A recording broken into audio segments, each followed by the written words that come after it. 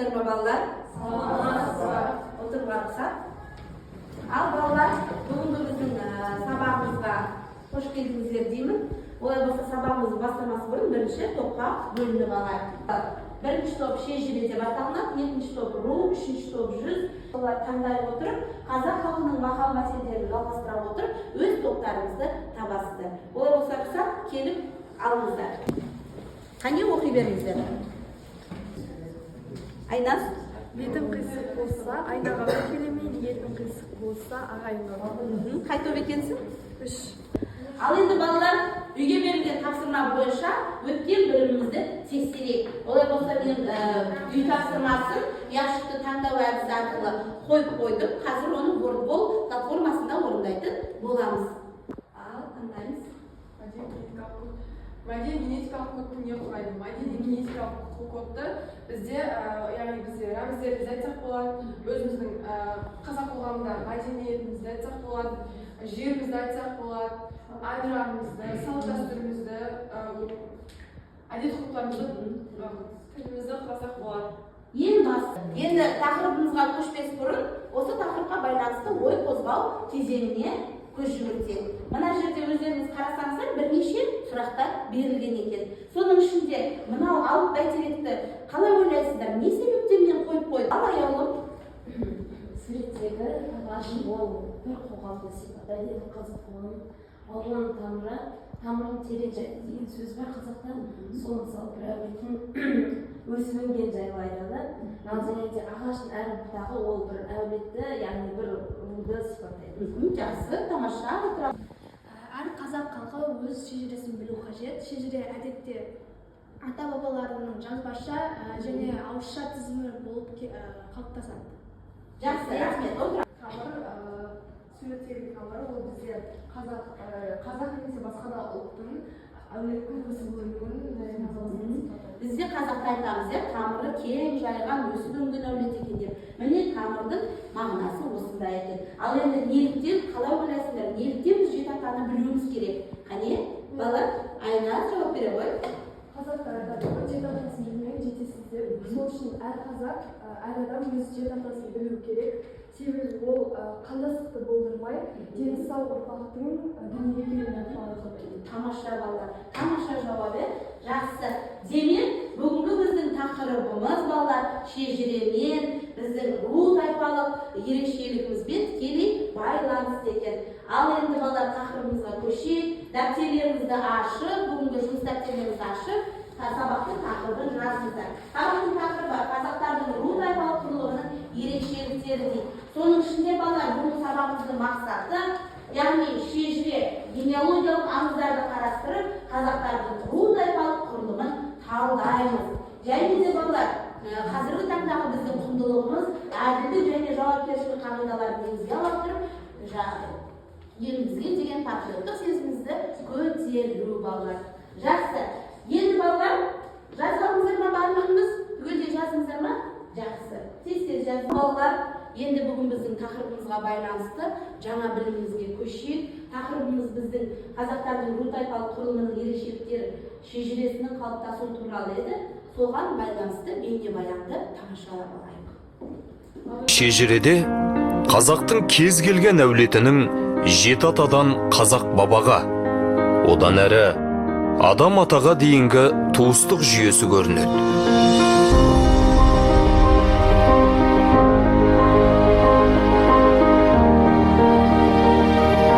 Кез келген қазақ өзінің жеті ата шежіресін жатқа айтып, әсіресе ұрпақ өрбіткенде алыстан, бөтен ұрудан үйлену салтын қадағалап, келесі буынның генетикалық тұрғыдан сапалы болуын көздеп келген.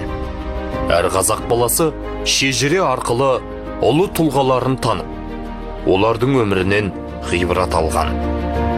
Бұл атам заманнан қалыптасқан қағида, бұзылмас жосым.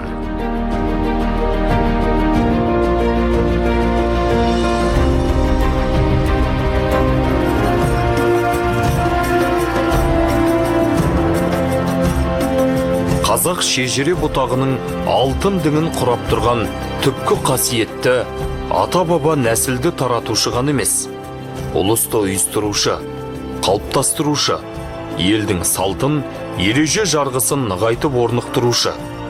Осы құндылықтарды ұрпақтарға мәңгі аманат етуші тұлға бейнесінде өсиеттеледі. Қазіргі ұрпақ сол түпкі әруақты атаның аманатын орындаушы, ақ жолын жалғастырушы буын ретінде таңбаланып, арғы баба мифтік энергияның сарқылмас көзіне, қиын қыстау сын сағаттарда қуат беруші, тіпті ата жолын бұрмалаушыларды жазалайтын киелі күш ретінде суреттеледі. Сол себептен де ата баба әруағы атсын деген қарғыс өте қатерлі әрі ауыр саналады. Жеті атаның маңызы ол жеті атаның атын білу ғана емес. Неге ол баланың атын, балаға сол жеті атасын жаттатады, ток аты осындай ғана болды емес, заты. Ол не істеді, елге қандай пайдасы тигізді, қандай батыр болды ма, ақын болды ма, шежіреші болды ма, әулие болды ма, болмаса қандай енді бір ерекшелігі бар.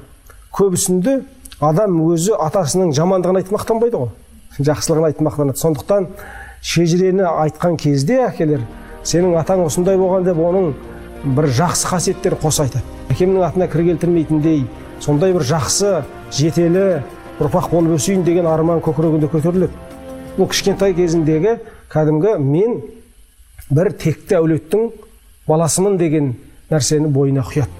Тарих атасы Геродот скифтердің парсыларға: егер біздің ата-баба жатқан зиратты қорласаңдар, онда сендердің жандарыңды жаһаннамға жібереміз деген мағынадағы сөзін жазып қалдырған. Қазақтың бұл жерде атамның басы бар деген сөзі ежелгі заманнан бері отанның территориялық тұтастығына мирасқорлықты білдіреді.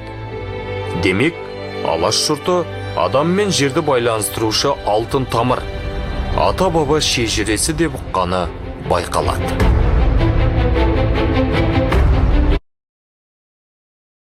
Енді бірінші сатысында бізде топтық жұмыс болғалы тұр.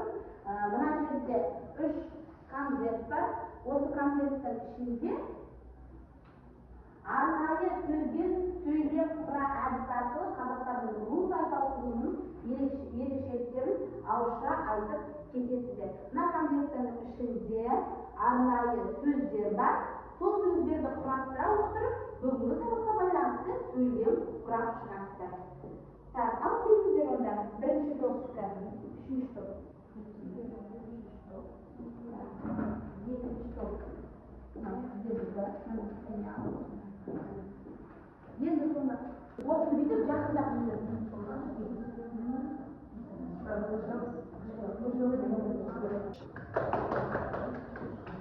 ма? Жақсы. Кішкене кетіріп, балалар бітсін, содан кейін жауап береміз. Дайындадыңыздар ма? Жақсы, қазір жауап бересіздер. Екінші топ. Жақсы. Бірінші белгі берген 100 тобынан бастайық. Қане, сіздерде қандай сөз шықты?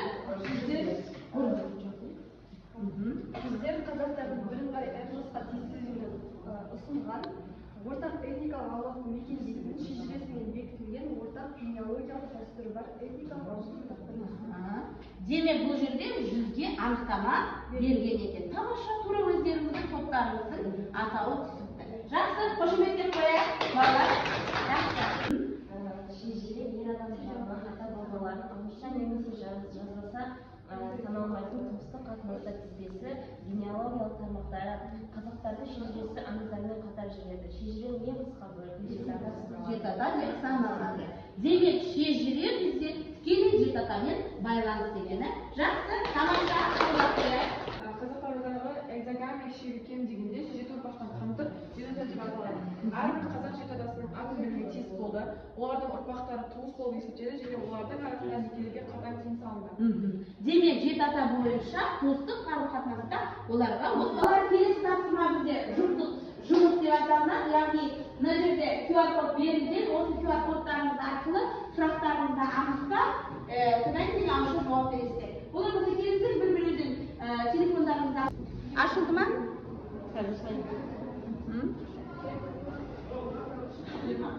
Жоқ. Аха. Тағы жүз тобы сіздерге қандай сұрақ келді? Шежірені дерек негізінде бағалап, бір-екі аргумент келтіріңіздер. Жақсы. Шежіре қазақ этносының ұжымдық тарихи жады болып табылады. Ал Айна? Шежіре дегеніміз қазақтардағы тектанушылық, тұлға бөліну. Жалпы өзінің ата тегіс білу, иә? Шежіре арқылы біліп отырамыз ғой. Жақсы, тамаша. Қолдап отырайық, балалар. Болды. Жақсы. Ру тобының мүшелері дайын екен. Қане жұптасып жауап береміз. Орындарыңыз жауап бере беріңіздер.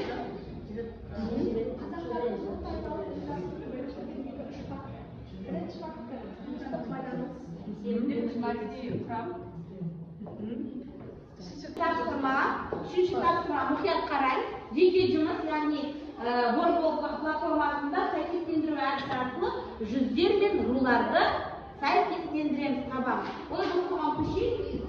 Жүз тобынан келе қойыңыз. Келе қой. Сіздерге ұлы жүзді сәйкестендіріңізші. Ұлы жүзді табы. Жақсы. Ал шежіре тобынан назірге келе қой. Сіз кіші жүзді сәйкестендіріңіз. Кіші жүзді. Жақсы, үшінші келе қой. Кәне, ру тобының мүшесі Балнұр орта сәйкестендіріңіз. Дұрыс па балалар? Дұрыс. Тамаша, жарайсыңдар. Жақсы балалар, бүгінгі осымен біздің сабағымыз аяқталуға шақ қалды. Бөлім бойынша сабақты қорытындылаймыз, яғни қазақтардың ру тайпалық құрылымының ерекшеліктері неде екен сонымен? Қалай ойлайсыңдар? Неде ру тайпалық ерекшелік? Аяулап айта қойшы.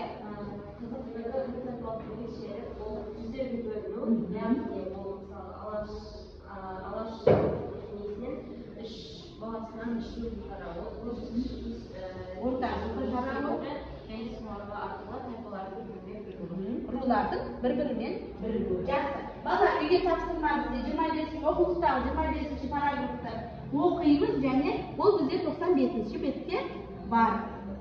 Енді балалар бүгінгі сабақ бойынша кері байланыс жасап жіберейік. Ал енді бұл жерде бізде сөйлемдерді жалғастырыңыздар дейді. Бүгін мен сізге қандай не қиын болды, мен түсіндім, мен қалаймын дейді. Өздеріңізді ойлаңыз, Айнар. Бүгін мен жалпы сабақта жетіатай не екенін білдім, шежіре деген не екенін білдім. Және де маған ешнәрсе қиын болмады, себебі тақырып өте оңай және қызықты. Мен түсіндім, жетіатаны және өзіміздің тарихымызды, шежіремізді бәрін біз білуге міндетті екенбіз. Және мен қалаймын осындай сабақтардың көп болғанын. Тамаша, жақсы. Жәбеков, тағы кім өзінің ойын айтқысы келеді? Ал өзіңе? Бүгін мен шежіренің және де жүздердің өте маңызды біздің білуіміз керек екенін түсіндім. Маған ештеңе қиын болған жоқ. Мен түсіндім шежіренің бізге шежіреның қалай таралғанын, жүздердің қалай қалыптасқанын білдім. Және де мен қалаймын осылай шежіре рулардың оқушылардың көп Білген, иә? Жақсы. Тамаша. Үшінші топтағы ханым Айгерім. Бүгінгі сабақта менің түсінгенім бұл бүкіл сабақты қамту арқылы баланың ойына шежіре деген не, ру тайпалық деген не, соның барлығын ойлап қалыптастыруда. Және маған бүгінгі сабақта ешқандай нәрсе қиын болмады. Бүгінгі сабақта менің түсінгенім осы біз өзіміздің шежіремізді, жетіатамызды қайталап жүруіміз қажет. Және мен қалаймын осылай жатқан деректерді қолданып сабақ өткенмін. Тамаша. Жарайсыздар. Бүгінгі сабақ бойынша қорытындылай келе үш топта өте жақсы белсенді қатыстыңыздар. Көп рахмет. Болыңыздар.